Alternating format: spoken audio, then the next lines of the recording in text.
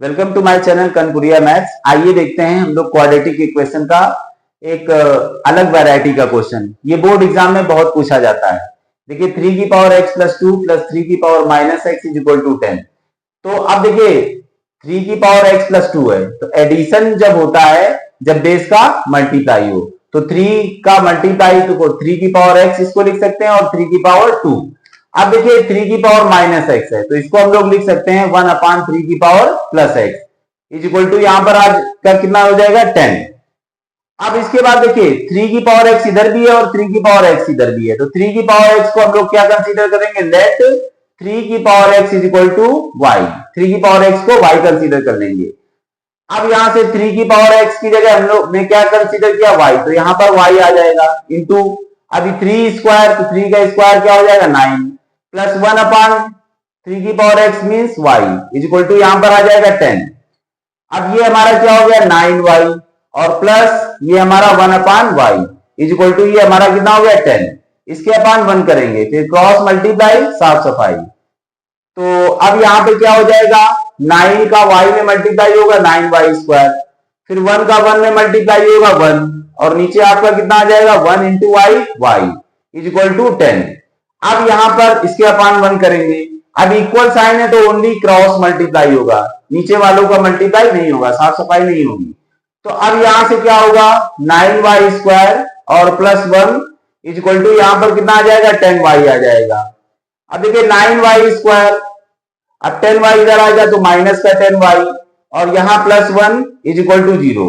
अब देखिए y की क्वाड्रेटिक इक्वेशन बन गई, तो यहां पर हम लोग क्या करेंगे 9 का 1 में मल्टीप्लाई करेंगे, 9 1 जा 9 और प्लस करके 10 लाना है, तो 10 को हम लोग क्या कर लेंगे 9 प्लस 1 कर लेंगे और बाकी सब कुछ हमारा वैसे 9y स्क्वायर ऐसे ही रहेगा माइनस फिर y और प्लस 1 इज इक्वल टू 0।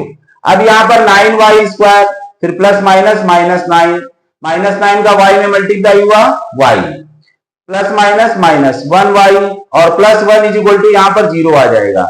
अब इन दोनों में कॉमन करेंगे तो 9y कॉमन आ जाएगा, तो डिवाइड करेंगे तो y माइनस डिवाइड करेंगे 1 फिर माइनस 1 कॉमन आ जाएगा, फिर यहाँ y minus plus minus 1 is equal to 0। अब y माइनस 1 दोनों से क्या कर लेंगे कॉमन कर लेंगे, तो यहां क्या बचेगा 9y minus 1 is equal to 0। तो either y minus 1 is equal to 0 और 9y minus 1 is equal to 0। तो हम लोग इसको देखिए कैसे सॉल्व करेंगे, y की वैल्यू तो हम लोग इससे निकाल लेंगे। अब y की वैल्यू हमारी कैसे निकलेगी, देखिए either y minus 1 is equal to 0 और 9y minus 1 is equal to 0।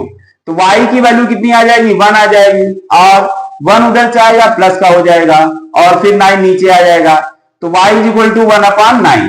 लेकिन हमें आंसर y के फॉर्म में नहीं देना है, y को हमने इंसर्ट किया था।